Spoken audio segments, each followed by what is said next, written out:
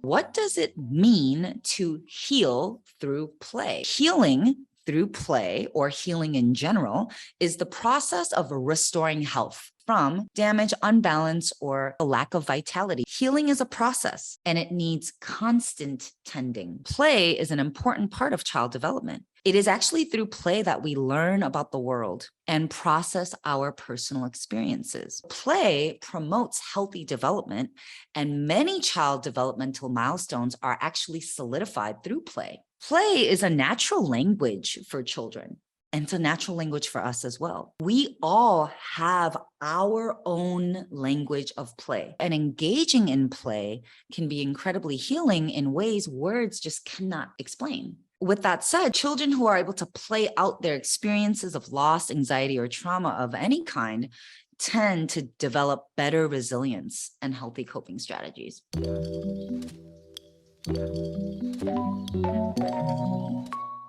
Why is healing through play important? When you're a child, that is how you process.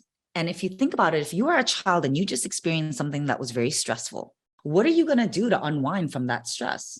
But play, literally. And so if you have a high stress experience as a 3-year-old child, like what are you going to do to self-regulate and self-soothe? You're probably going to go and play out somehow. And so even for us as adults, it's so important for us to play because play calms our nervous system. It helps us relax and it recharges by filling our cup. As children and adults, we don't always have the readiness or ability to articulate and process through talk therapy. Play is where we can freely act out inner feelings and emotions.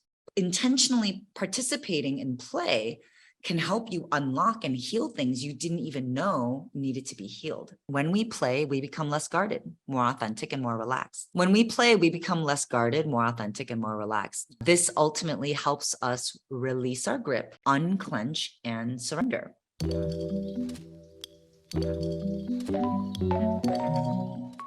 These are just signs that I need healing through play. Let's get to it. You had to take on a lot of responsibility as a child. You were under strict supervision and wasn't allowed to explore interests. You moved around a lot as a kid, changing schools and friends often. You struggled with anxiety and depression as a kid, and maybe still do. You grew up in a tumultuous household with lots of fighting and yelling. You often felt responsible for your parents' happiness and mood. You went through phases of being emo, isolated, and left out. You experienced physical, mental, emotional, or sexual abuse as a child. You constantly feel the pressure to do more and achieve more. You struggle with eating disorders and disordered eating. You have a hard time staying focused on tasks and monotasking. You got punished, hit, or shamed for emotional outbursts. You were expected to be the responsible caretaker for your siblings. You felt neglected as a child or left out of the fun and play. You were sent off to study, tutoring, work, or Bible camp during breaks. Your parents were always working and didn't give you a lot of attention. You were praised for academics and achievements.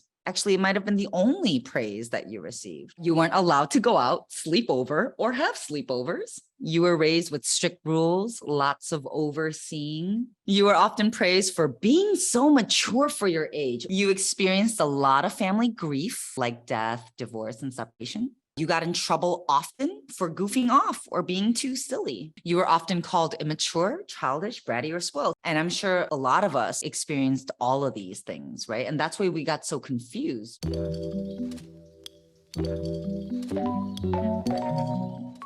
How can we actually start healing through play? First things first, you actually have to make time for intentional fun and play.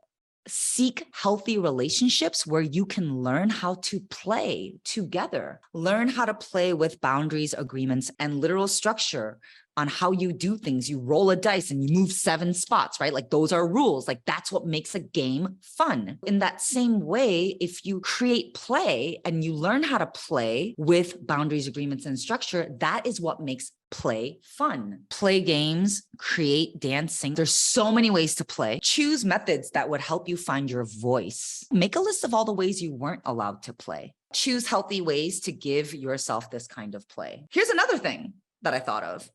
Make a list of all the ways you were forced to play, and then choose healthy ways to play that intentionally call this power back.